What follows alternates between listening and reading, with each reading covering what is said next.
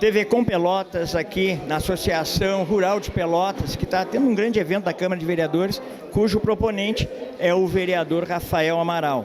E estaremos conversando também com o deputado federal Afonso Ram, que ainda ontem eu estava enxergando ele lá na plateia dentro do Congresso. Nós vamos falar sobre isso agora. Vereador Rafael Amaral, e essa audiência pública?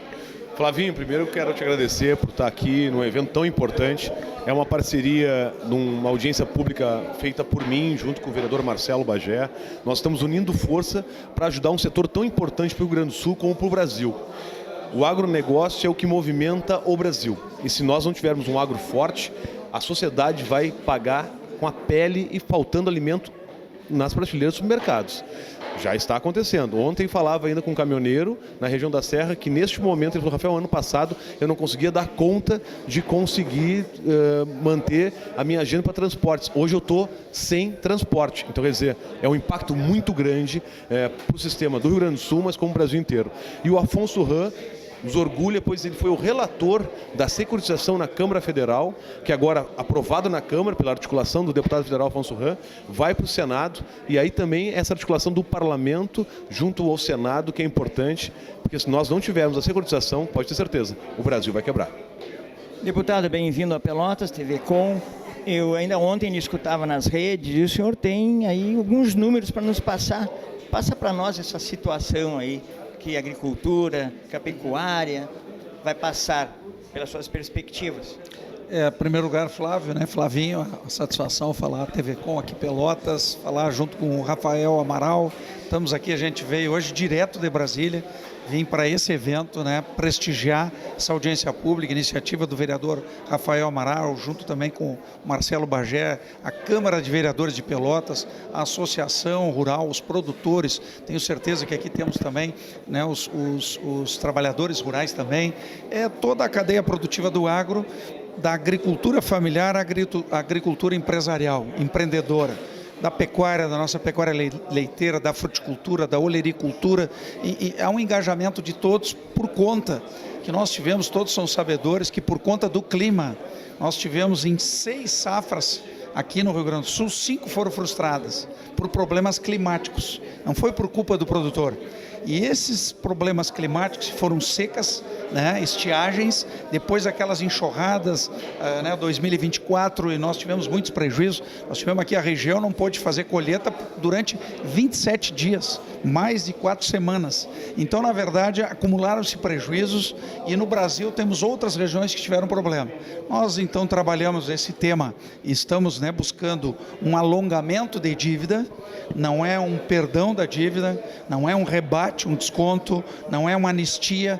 Nós estamos criando uma condição de prazo para o produtor poder honrar seus compromissos, porque quem perde 5 safras em 6, como é que vai honrar seus compromissos? É impossível. Então, o agro gaúcho, que é o mais atingido por conta do clima, e outras regiões do Brasil, nós preparamos esse projeto de lei, aprovamos por 346 votos na Câmara dos Deputados. Em menos de 40 dias, nós nos dedicamos na relatoria, à articulação com a Farsul, com a FETAG, com a CONTAG no âmbito nacional. É preciso muita união. Muito. Nós tivemos uma participação de engajamento de todo o Brasil, com as entidades. Aqui surgiram os movimentos dos produtores também, o SOS Agro, o Securitização Já, as entidades nossas sindicais. Nós estamos aqui dentro da associação e sindicato rural, então a gente precisava conversar com todos. E ao longo desse período a gente conseguiu montar uma proposta boa. Nós buscamos, por conta do Fundo Social, que é um fundo que vem dos royalties de petróleo, que ele hoje é para mitigar o clima também. Há um compromisso para nós diminuirmos o impacto econômico, social, a questão alimentos, que é o que a nossa agricultura produz. Hoje, se você não tiver alimentos, oferta de alimentos, você tem o quê? Inflação. O que ocorre? A inflação prejudica a todos. E em números, em termos de desemprego, que o senhor prevê mais ou menos dentro desta situação, que o senhor tenta reverter. Sim. Mas o senhor também tem mais ou menos uma ideia de quantos milhões de reais se deixa de ganhar no estado? Nós podemos falar só no Rio Grande do Sul. Nós temos hoje entre 180 a 200 mil agricultores que, se não tiverem uma condição de alongar suas dívidas, que é o projeto, e que agora, né, vamos para a fase final do Senado, que numa caminhada de 100 quilômetros já fizemos 60. E, portanto, essa audiência pública aqui em Pelotas, essa remobilização após o recesso do Congresso, né? Mas observem, no Rio Grande do Sul nós temos o risco de 200 mil agricultores, e a grande maioria pequenos e médios, ficarem fora do processo produtivo. E não significa que o vizinho vá assumir aquela área, que não há sustentação financeira, não há apoio. Não está preparado para fazer um outro investimento no vizinho. O produtor, inclusive por conta, junto aos agentes financeiros, o produtor que tinha uma frustração, ele, cada vez que ia tomar um recurso, ele pegava um recurso ainda mais caro e foi acumulando. Portanto, nós estamos dando 10 anos de prazo e 3 de carência, né? Que é para você ter um fôlego, vai pagar só o juro nesse período, mas vai pagar. O produtor vai devolver, vai quitar sua dívida, vai financiar em 10 anos com 3 anos de carência e vai pagar o fundo social, o dinheiro vai retornar. E não gera impacto, né, na questão orçamentária, porque não é no orçamento da União, é junto ao fundo social. Portanto, nós buscamos uma ideia muito criativa. Para as demais regiões do Brasil, nós usamos os fundos constitucionais, que nós no Sul não temos, que é aquele recurso de toda a riqueza gerada no Brasil. O Nordeste, o Norte e o Centro-Oeste têm esses fundos sociais e eles financiam a agricultura e financiam os empreendimentos. Nós incluímos também os saldos para financiar essas regiões. Então, o projeto está nacionalizado, tem o apoio de todas as federações. Politicamente, fizemos uma emenda de plenário que incluiu o Nordeste, ampliando o prazo para o Nordeste. Então, hoje nós não temos dúvida. Eu estou retornando de Brasília, apesar das adversidades, que tu perguntou também. Nos acompanhamos pela TV. Uma entrevista hoje e ontem, nós falamos muito, né, Rafael Amaral? Nós temos uma situação que é a outra, que é a taxação das exportações, que é mais um agravante. E hoje, para o Rio Grande do Sul, né, que na cadeia de exportação para os Estados Unidos, que hoje o Rio Grande do Sul é o segundo estado em exportação para os americanos, e nós tivemos uma pauta de 85% dos itens estão taxados em no mínimo 50%. Entra as nossas carnes, entra, né, o tabaco, entra, né, vários produtos industrializados, o fumo, né, que é o tabaco. Então nós temos aí, vamos dizer assim, um impacto muito grande. Nós perderíamos, além, né, desse risco de não resolver a securitização, nós temos um risco de perdermos 20 mil empregos diretos, que aí é no frigorífico, é na planta de processamento, ainda não estamos falando da porteira para dentro. Então, observem a gravidade, né, desta situação. E eu fiz hoje uma provocação ao presidente, nosso presidente Lula, para que ele, como presidente, assuma sim a interlocução junto ao presidente Trump. Ele tem que fazer essa interlocução, porque... Ele falou que não vai ligar. E ele precisa fazer, porque ele é chefe de uma nação e ele tem que defender os empregos, as empresas, a dignidade dos brasileiros. E não é por questão política, é missão dele como um líder, né? Um líder nacional. Ele está no mandato da presidência e ele tem que se desprender de qualquer outra situação. Orgulho. De qualquer situação, ele tem que fazer essa negociação. Hoje fiz uma chamada muito grande nesse sentido, porque a gente, como deputado federal, né, sabe do que está por acontecer, e a gente precisa, né, dar o mínimo, que é condições, né, de viabilidade para o agro brasileiro, para os exportadores brasileiros. Agora, então, a gente vive um momento difícil, mas não é difícil de resolver. Cada um fazendo a sua parte, nós vamos resolver. E hoje aqui em Pelotas, eu tenho certeza que vamos fazer um debate muito importante sobre a segurança. Nós vamos divulgar, quero fazer 2 perguntas. Inclusive, Rafael, essa é uma bola de neve e chega a Pelotas. Queria te perguntar aqui no município, a perspectiva de desemprego. Pelotas não é uma ilha, né, Flavinho? As pessoas estão achando que isso não vai chegar em Pelotas. Porque as pessoas estão fora da realidade. O impacto financeiro na geração de empregos, para o alimento, principalmente para as pessoas mais pobres, para o nosso pequeno agricultor que está lá no interior de Pelotas, na nossa colônia, isso vai chegar para arrebentar. E aí tu vai ver o desemprego, tu vai ver falta de alimento e as pessoas que não têm dinheiro para comprar. Se tu for no supermercado hoje, Flavinho, a gente sabe disso. O arroz que tu compra, se tu chegar semana que vem já está maior. Então assim, ou nós vamos alinhar, e como falou o deputado brilhantemente aqui, não é uma coisa difícil, precisamos de diálogo. Mas diálogo só tem quem tem coragem. Uma pergunta, deputado. Há poucos dias tem perguntado para alguns outros deputados, na sua opinião, na nossa, tudo isso não começa exatamente na criação do BRICS? Na verdade, o presidente Lula foi muito infeliz, né? Aliás, ele foi provocativo ao, né, propor uma nova moeda e desconsiderar o dólar, que é uma moeda há muitos anos reconhecida como uma moeda de reconhecimento internacional, e a moeda americana. Então, essa provocação junto ao presidente Trump é de conhecimento de todos que isto trouxe uma polêmica ainda maior, trouxe um contraponto ainda maior. Por isso que, vamos dizer assim, todos nós somos responsáveis, mas imagina um presidente da República, né? Nem um presidente da República, nem um líder e até alguém que fala em nome da sua família tem que ter uma responsabilidade muito grande, porque um pai de família, se ele disser uma bobagem, ele está comprometendo a vida dos seus. Imagina um líder político, você multiplica por quanto? Então, na verdade, eu ainda coloco com delicadeza como infelicidade, né, de fazer esse posicionamento e de trazer um problema e alavancar uma potencialização maior. Por isso que eu acho que agora a gente precisa despolitizar o assunto, tirar as ideologias e ir para a busca da solução. Na verdade, ele é de fundo econômico. A China está preparada para entrar, avançar comercialmente no Brasil. E parece que é o que o presidente quer. Mas a China não vai absorver tudo e o mundo é um mundo globalizado, onde você tem que, claro, diversificar suas vendas. Como se diz há muitos anos, não se bota todos os ovos na mesma cesta, né? Por conta, isso é uma cultura popular há muitos anos. Então, a diversificação de mercados ela é importante, mas a China, apesar de ser um país, uma potência mundial, um potencial de consumo absurdo, né? 1 bilhão e 300 milhões de habitantes, e vai crescer mais de 200, agora, né? Quase 300 milhões de pessoas nos próximos 20 anos. Então, ela tem um consumo, mas é a população do mundo inteiro. Então observe, né, que as relações não pode daqui a pouco transferir tudo para a China, para daqui a pouco a China também dar um posicionado como deu os Estados Unidos. Então você tem que diversificar as opções de mercado. Isso é como botar os ovos, né, na mesma cesta. Então a gente precisa realmente trabalhar com um cenário de planejamento para o país.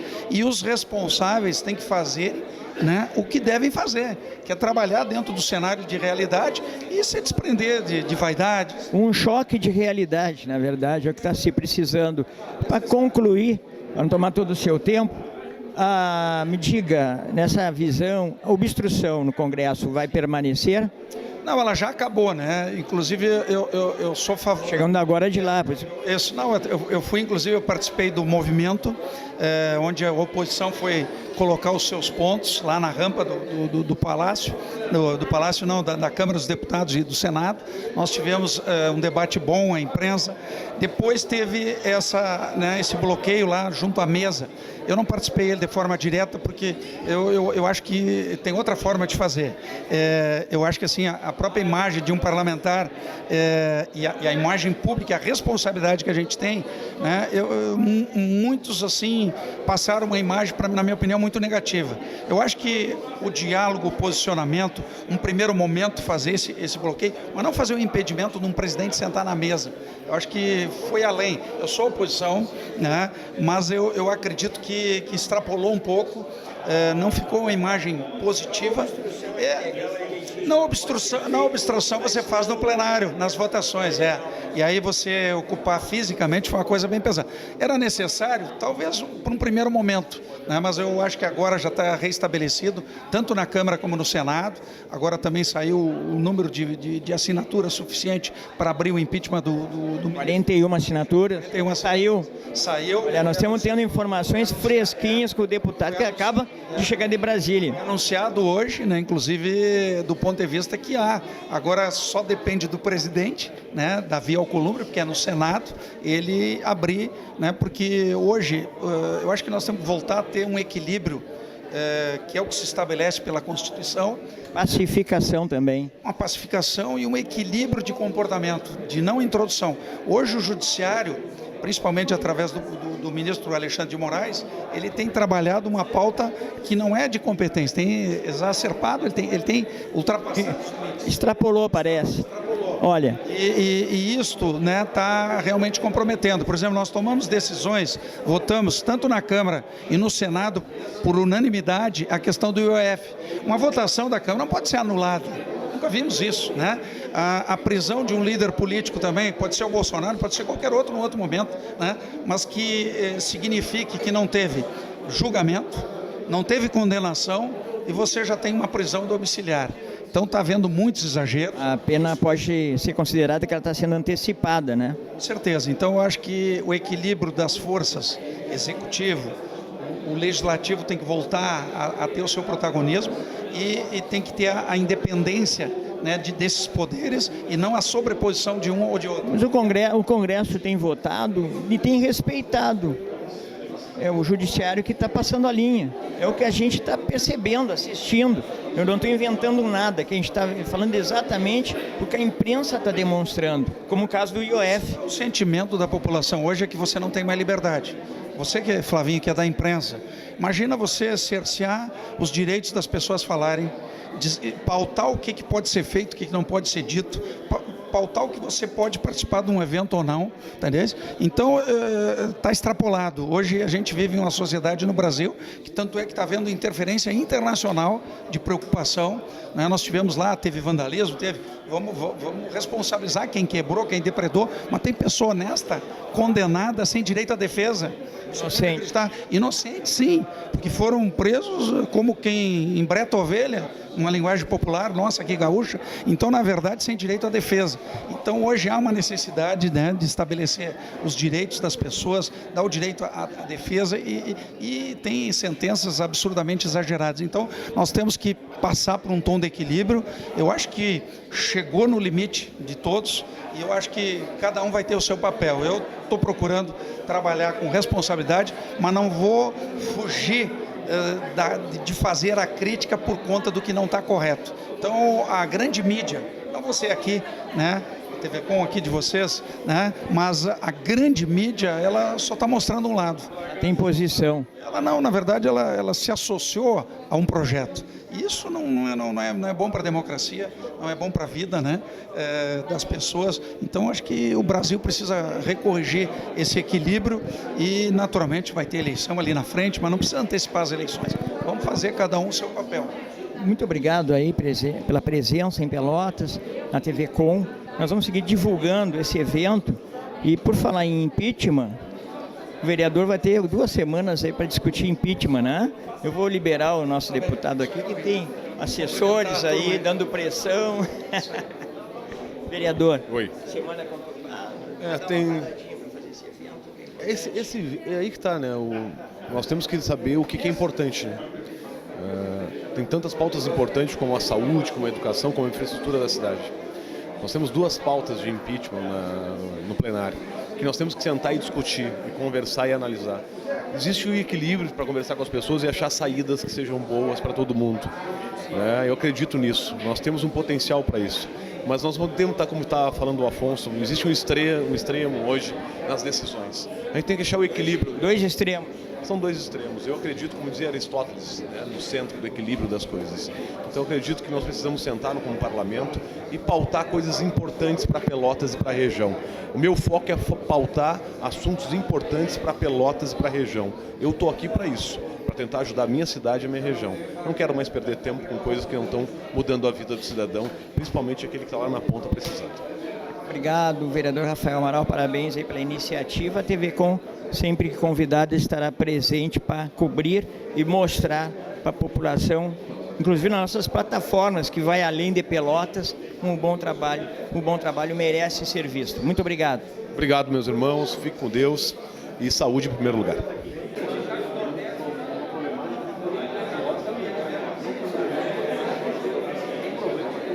TV Com Pelotas, na Associação Rural, aqui recebendo uma audiência pública muito especial, o qual proponente já está ao meu lado, o vereador Marcelo Bagé, um dos proponentes dessa importante audiência pública. Nós já conversamos com outro proponente, que é o vereador Rafael Amaral, conversamos com o deputado federal Afonso Ran, que trouxe novidades, e agora com o proponente.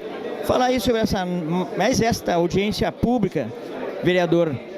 Boa noite, Flávio de Souza. Boa noite a todos os espectadores da TV Com Pelotas. Uma audiência pública muito importante, Flávio, pois nós trataremos aqui do PL da securitização, que é um projeto de lei aprovado na Câmara dos Deputados, que agora vai para o Senado, já está no Senado, né? Vai tramitar na outra Casa Legislativa, que tem por objetivo garantir melhores condições para que os nossos produtores rurais paguem as suas dívidas. Nós vivemos um contexto em que o número de suicídios tem aumentado entre os produtores rurais, muitos produtores estão endividados, com seus bens penhorados, diminuindo sua capacidade produtiva. Por quê, Flávio? Porque nos últimos 5 anos foram pelo menos 3 enchentes e 2 anos com estiagem. Ou seja, eles estão com a sua capacidade produtiva reduzida em virtude de fenômenos climáticos alheios à sua vontade. Crédito.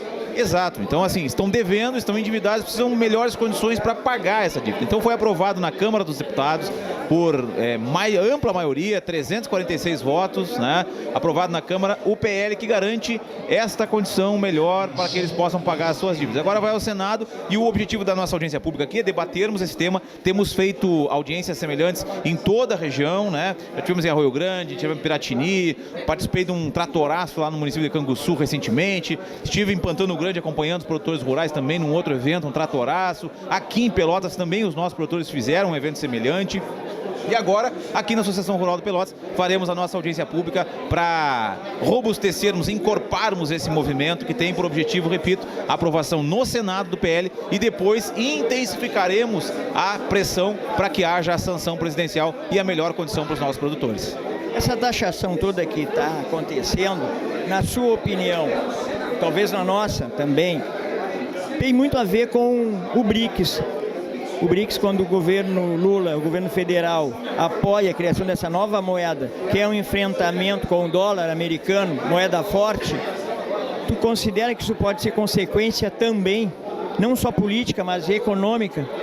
Na verdade, não é nem o BRICS, né? Os Estados Unidos da América sempre respeitaram a existência do BRICS, esse alinhamento entre os países emergentes. Não é esse o problema. O problema é o alinhamento do governo federal com a política de anti-dolarização, né? E de anti-americanismo, ou seja, uma política internacional anti-americana, contra os Estados Unidos da América. Lula levou o Brasil a um alinhamento com o Irã, com o Hamas, né? Com a Rússia, com a China, em detrimento da parceria histórica com o nosso maior aliado, os Estados Unidos da América. Além disso, tem acontecido no Brasil episódios de violação dos direitos humanos por parte de um ministro da Suprema Corte. Tudo isso influenciou nesta taxação dos produtos brasileiros em 50%. O que, claro, ninguém gostaria de ter essa taxação. Eu não gostaria, os nossos produtores estão sendo prejudicados.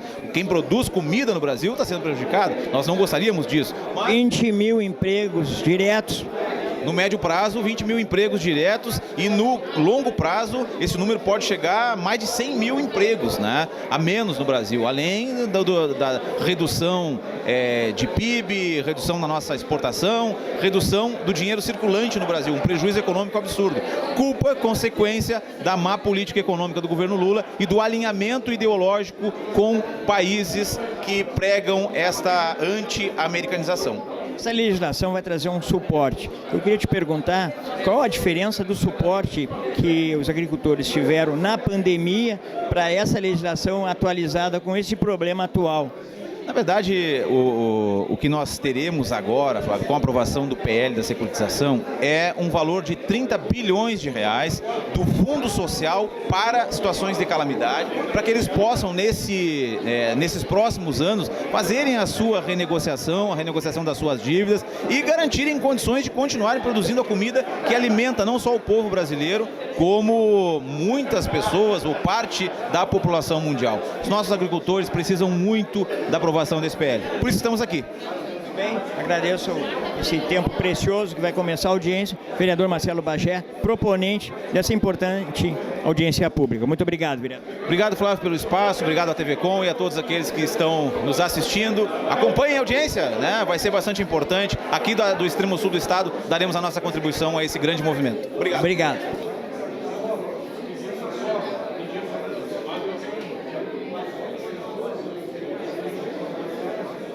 audiência pública aqui na Associação Rural e a presença do secretário da Câmara de Vereadores, primeiro secretário, vereador Coutinho. Quais as perspectivas e a importância dessa audiência pública, vereador? Muito boa noite, Flávio. Muito boa noite a todos que estão nos acompanhando nessa noite um pouco gelada, mas quente em função da pauta. Muito importante e relevante esse assunto. A securitização ela precisa ser realizada de fato, né? Os nossos agricultores, aqueles que trabalham com agronegócio, precisam desse tempo, desse prazo para que possam pagar dívidas. Nós, literalmente, as lavouras foram água abaixo, digamos assim, nas cheias. Foram aqueles que têm produção rural, produção leiteira, perderam tudo. Então, o produtor rural não está se negando a pagar a dívida. Muito pelo contrário, ele precisa de um prazo a mais para que possa se tornar realidade e, de fato, cumprir com aquilo que eles não estão se negando a pagar. Então, um debate importante. Temos aqui a presença do deputado Afonso Ram, um grande parceiro da região, que está junto conosco e lá em Brasília representa esse segmento da economia que fortalece muito o nosso Rio Grande do Sul. Muito bem, porque dentro desse quadro caótico, sabemos do endividamento, por exemplo, pessoas que têm grandes fazendas não podem investir naquelas pequenas para colaborar porque já estão endividadas. Então não há aquela reciprocidade de investimento entre os agricultores maiores e menores. Uma disparidade muito grande, né, Flávio? Uma disparidade muito grande. Já estão endividados, como tu falou. Completamente endividados. É um problema que aconteceu e que, para que se possa sanar isso, só tem o gesto. A securitização, o governo federal ter esse entendimento e apresentar de fato essa proposta, a Câmara Federal aprovando e o governo podendo sancionar, e que a gente possa tão logo recuperar a economia do agronegócio nesse sentido, porque o colono perdeu muito, perdeu máquinas, perdeu literalmente, como se diz portuguesmente falando, a boiada foi água abaixo. A gente precisa recuperar essa fração da economia tão importante, principalmente nesse momento de tanta incerteza que está acontecendo em relação ao que está acontecendo no tarifaço a nível do governo, a nível de Estados Unidos, né? Que o Trump colocou aí, a gente não sabe o que vai acontecer, estamos muito preocupados também em relação a isso. Bem, muito obrigado, vereador Coutinho, que vai agora secretariar essa audiência pública de suma importância, porque o reflexo vem para Pelotas, chega até aqui nas partilheiras ou na falta de emprego. Obrigado. Muito obrigado, Flávio. Sempre uma alegria muito grande te rever e participar da programação da TV. Foi um grande movimento, um poder muito forte a articulação dos deputados. As pessoas não têm entendido o que pode vir. O Jornal Tradição também se faz presente. Mandar um grande abraço para o Adilson. Não é o início do movimento, do segmento, e nós precisamos unir a força, porque neste momento são outras pautas do que conta, pode ser o parlamento, a nossa regional, também a nível do Estado, e as câmaras com um homem muito vinculado ao setor da saúde. E eu converso com todos, presidente, se nós não tivermos dinheiro, nós não temos saúde. Saúde não tem preço, mas tem custo. E se não tiver o agronegócio vivo, a saúde vai ficar pior do que está.